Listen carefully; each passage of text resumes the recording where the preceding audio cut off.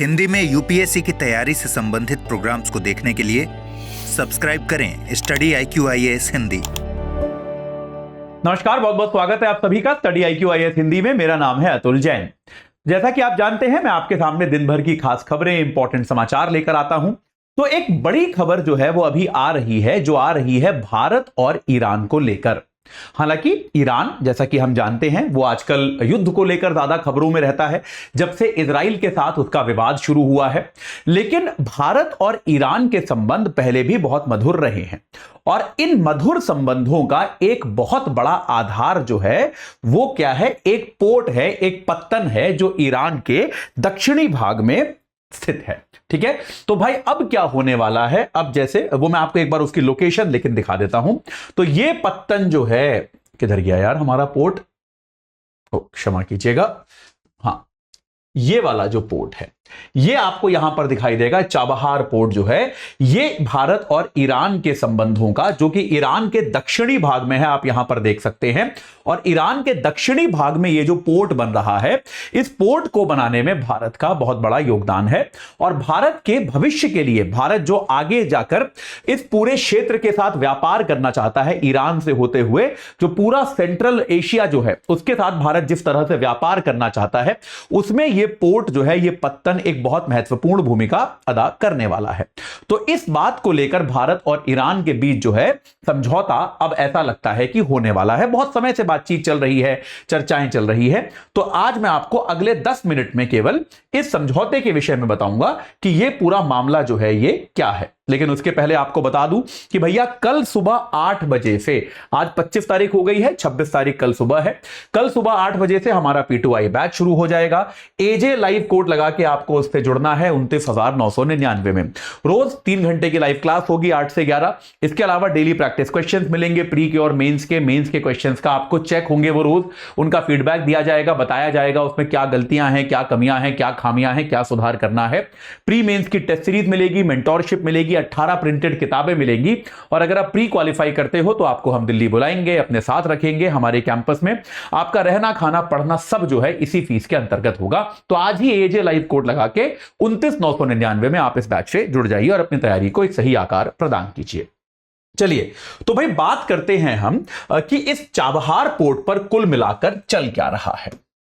तो ये Chabahar port, जैसा कि आप लोग जानते हैं, चाबहार पत्तन जो है ये कहां पर है, ये ईरान के दक्षिण में है। ईरान का जो दक्षिणी भाग है, जैसा कि आपने मानचित्र में देखा, मेरे ख्याल से मानचित्र से ही ज्यादा समझ में आ जाएगा। तो ईरान के दक्षिणी भाग में ये जो पत्तन है ये यहां पर पड़ता है। हाँ, तो ईरान का, जैसे आप यहां पर देख सकते हैं, जैसे भारत से एक ईरान के दक्षिणी भाग में यहां पर एक ये पत्तन जो है वो आपको दिखाई देता है। और भारत जो है, देखिए अब तक क्या है, अगर भारत किसी अन्य मार्ग से सेंट्रल एशिया की तरफ जाना चाहता है, और जैसे मान लीजिए भारत के इजराइल के साथ भी अच्छे संबंध हैं, वहां पर भी हाइफा पोर्ट पर भारत काम कर रहा है, या फिर एक जो हम एक पूरी पाइपलाइन बिछाना चाहते हैं, एक पूरा एक व्यापार का कॉरिडोर बनाना चाहते हैं, उसमें हम ये चाहते हैं कि बीच में ये जो पाकिस्तान नाम का हमारा कुछ खास अच्छा मित्र नहीं है, ये आ जाता है बीच में, इसको हम अवॉइड करना चाहते हैं। और पाकिस्तान में ये याद रखिए, ये जो ग्वादर पोर्ट बन रहा है, ये ग्वादर पोर्ट जो है ये चाइना का बनाया हुआ है। चाइना जो है वो इस ग्वादर पोर्ट के जरिए इस क्षेत्र पर दबदबा बनाना चाहता है। तो उसके जवाब में ये चाबहार पोर्ट जो है, ये चाबहार पत्तन जो है ईरान में, इसको भारत बनाना चाहता है। भारत चाहता है कि ये चाबहार पत्तन जो है ये भारत के एंट्री पॉइंट की तरह काम करे इस पूरे क्षेत्र में। ईरान और उसके आगे भारत को कहीं भी जाना है, अपना सामान भेजना है, माल भेजना है, व्यापार करना है, या आगे जाके इसको रेलवे लाइन से भी कनेक्ट करना है। मतलब जैसा आपने देखा था जब हमने यूरोप तक अपना एक लाइन बनाने की बात करी थी, एक कॉरिडोर बनाने की बात करी थी G20 के समय में, तब भी यही था ना, कुछ भाग समुद्र से होगा, कुछ भाग रेल से होगा। तो भारत जो है उसके लिए चाबहार पत्तन भारत का एक बहुत महत्वपूर्ण, एक स्ट्रैटेजिक, एक रणनीतिक एंट्री पॉइंट है, इसमें कोई डाउट है नहीं। तो हो क्या रहा है, चाबहार पोर्ट को लेकर जो बातचीत चल रही है बेटा, वो 2003 से चल रही है। 2003 से इस बात को लेकर वार्ता चल रही है, लेकिन यार ये बातचीत जो है ये बहुत ज्यादा स्लो पेस पर चल रही है। करीब 20 साल से ऊपर हो गए हैं, अभी तक बहुत ज्यादा प्रोग्रेस जो है वो इस मामले पे हुई नहीं है। लेकिन अब खबर ये आ रही है कि भारत और ईरान जो है इस पर एक लॉन्ग टर्म अग्रीमेंट, अभी तक क्या था, एक एक साल का अग्रीमेंट करते थे और आगे बढ़ाते थे, लेकिन अब क्या है, एक 10 साल का लॉन्ग टर्म अग्रीमेंट। ये अभी सूत्रों के हवाले से खबर है कि भारत और ईरान जो है वो इन प्रिंसिपल यानी कि एक तरह की सहमति बन गई है कि भाई ये समझौता हमें किस तरह से करना है, क्या करना है। इसकी एक सहमति भारत और ईरान में निश्चित तौर पे बनती हुई नजर आ रही है कि भाई ये समझौता जो है इस पूरे मामले में करना क्या है, एक ऐसी बात मानी जा रही है। यह भी कहा जा रहा है ईरान, और ये ईरान का जो दूतावास है उसने कंफर्म भी किया है कि जैसे ही, अब तो क्या हो गया है, एक लॉन्ग टर्म समझौता 10 साल का, कि 10 साल तक अब भारत इस समझौते से कमिट करेगा।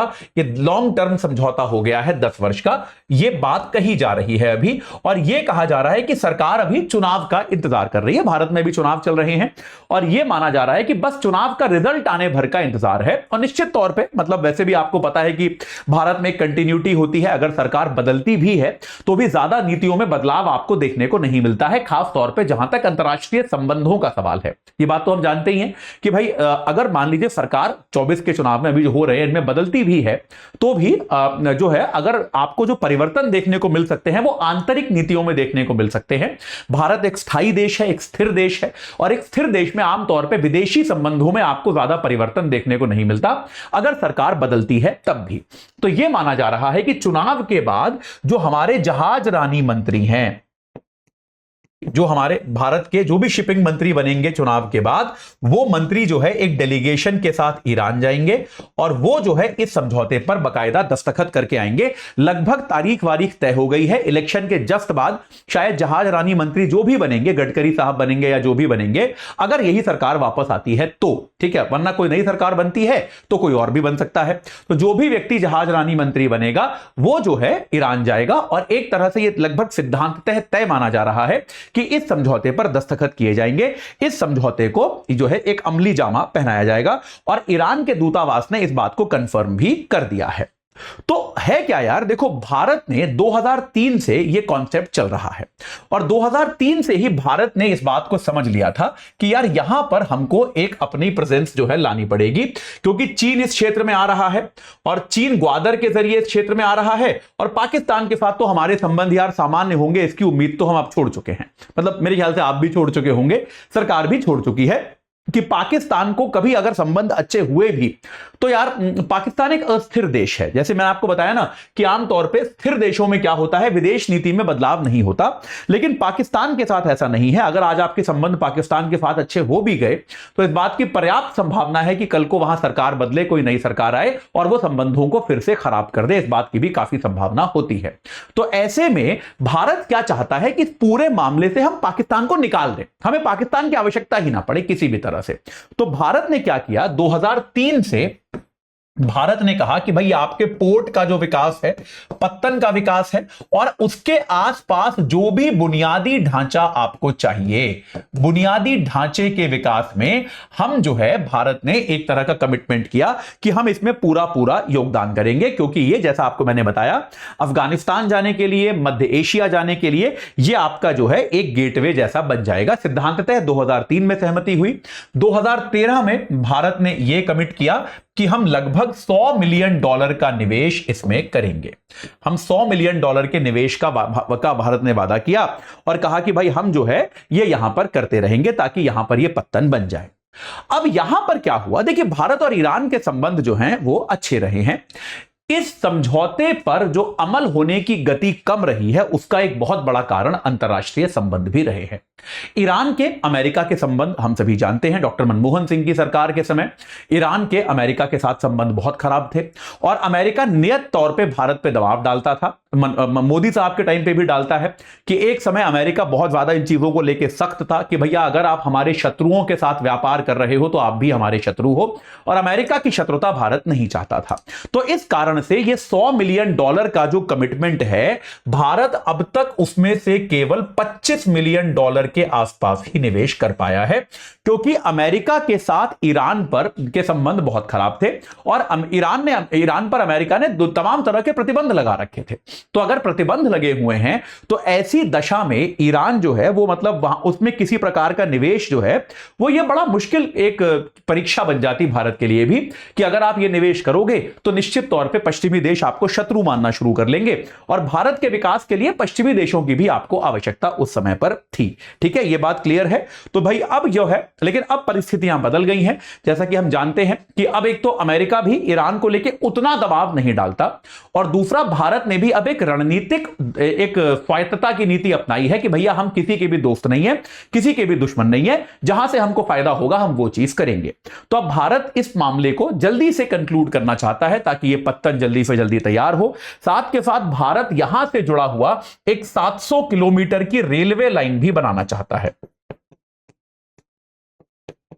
ताकि क्या हो, एक पूरा कॉरिडोर विकसित हो जाए, जिस कॉरिडोर में कौन हो, 3 देशों का एक पूरा कॉरिडोर बन जाए, भारत, ईरान और अफगानिस्तान।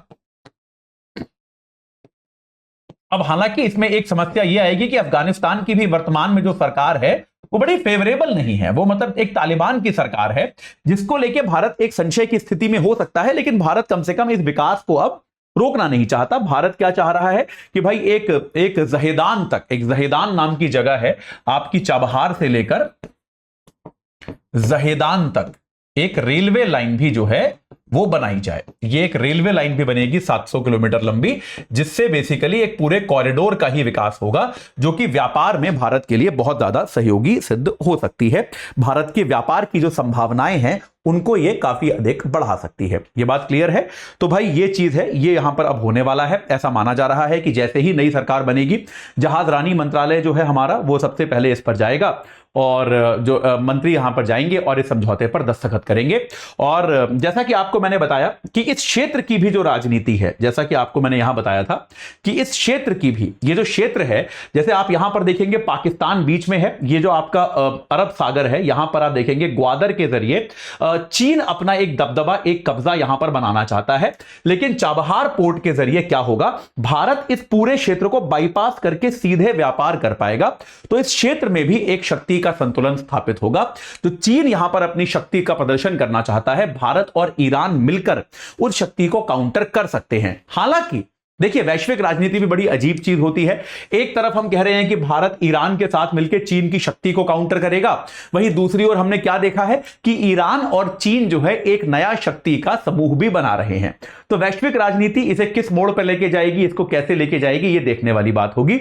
ये वैश्विक राजनीति के संतुलन बड़े अद्भुत होते हैं।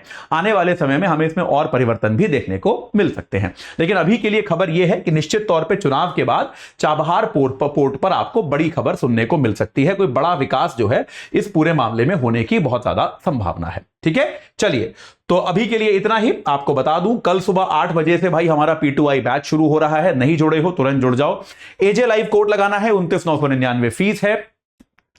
क्या क्या मिलेगा, रोज 3 घंटे की live class, daily practice questions, mentorship, practice questions का इवैल्यूएशन, प्री मेंस की टेस्ट सीरीज, 18 प्रिंटेड किताबें आपके घर पे।